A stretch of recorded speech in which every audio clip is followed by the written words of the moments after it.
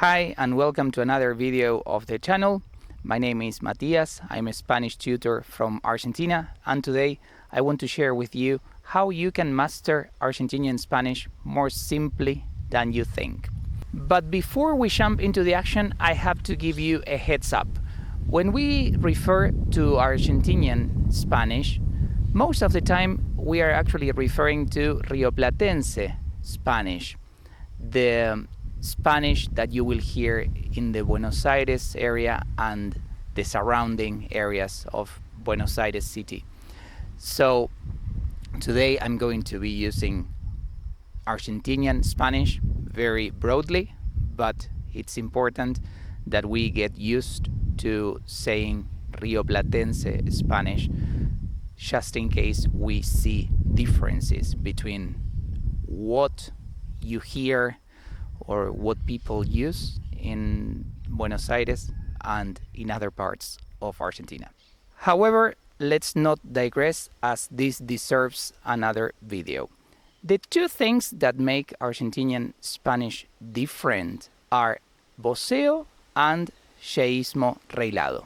Words like yoga, calle, llave, mayonesa, cities like Nueva York or Mallorca sound completely different when pronounced in Argentina.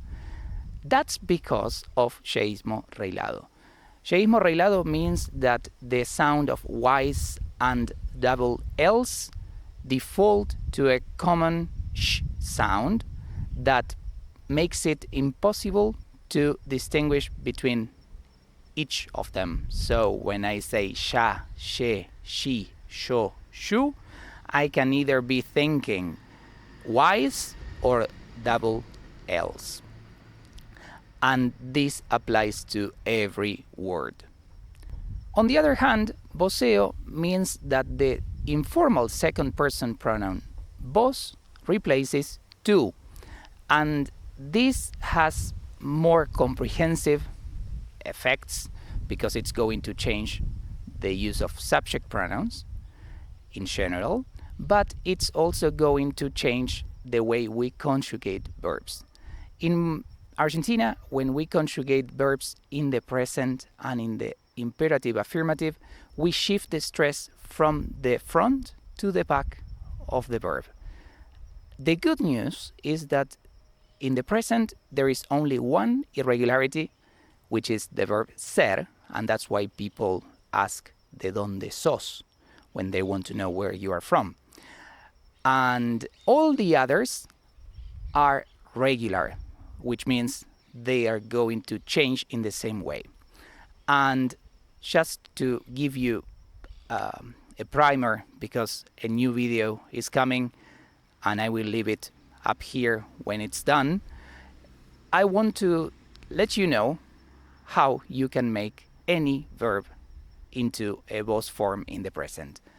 You are going to change the ar, ir endings with as, es, is ending.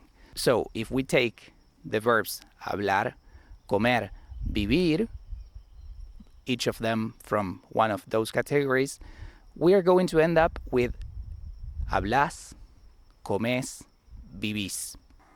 And in the affirmative imperative, the stress is going to stay at the end, but we are not going to include the S that we include in the present. So, habla, come, viví. Viví is not really a good example because it's not an order. It's not a typical verb for orders, but you can say abrí for abrir, abrir, to open. The only irregularity in the affirmative imperative is the verb to go, ir, and we change it into anda. Then, of course, there is a very relevant part of any accent which has to do with vocabulary, but again, that's a matter of another video that you will find linked below or up here once it's ready. I leave a more technical article I wrote for my blog in the past linked in the description box below, so make sure you check it out if you are interested. I hope you find the information in this video useful, and I hope to see you around next time. Thanks for watching. Bye bye.